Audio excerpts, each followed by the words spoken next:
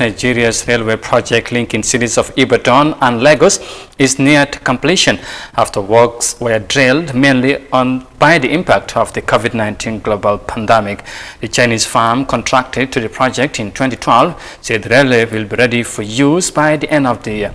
Authorities say when the railway began operation, it will ease the movement of goods and services within the region. Here's more details of that. Racing against time to complete what is perhaps the most important railway project in Nigeria. The contract for the construction of the Lagos-Ibadan railway project was awarded in 2012 and scheduled for completion in just 3 years. But bureaucratic and funding delays mean the project is still under construction 8 years after it was awarded. The government had announced the project was going to be completed in April, but the outbreak of the COVID-19 pandemic changed everything. Even the locomotive and coaches that were brought in, we could not organize the commissioning and training. So we cannot be in a hurry and endanger our workers' life. Even though no new completion date has been given, both the government and the Chinese firm handling the project say the Lagos-Ibadan standard gauge rail line will become operational by the end of the year. About 80% of imports into Nigeria actually come from the ports in this city.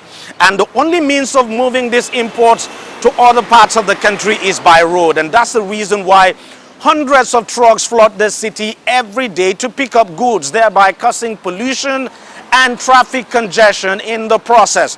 But when the rail line eventually becomes operational, most of the goods from the ports will be ferried by rail, thereby saving the city and the country the huge cost of ferrying goods by road and causing traffic congestion and pollution in the process. If we are able to complete it to the port and shippers can now load directly to the rail, I think it will affect the economy of Nigeria and the commerce of Nigeria. And most time the companies say they are waiting for raw material and spare parts. We get them delivered to time. And at the same time, what we are exporting can go to the port through the rail.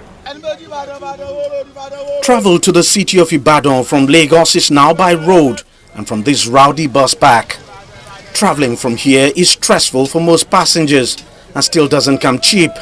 Besides, the journey time could take up to 3 hours. But when the train becomes operational, that journey time would be cut by more than half.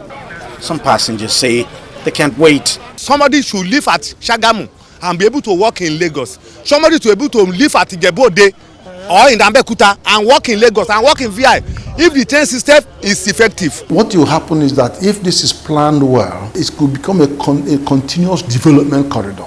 So not just a transport corridor, but a development corridor. Because what you find is that you will dot all the capital cities in the trajectory would have industrial parks.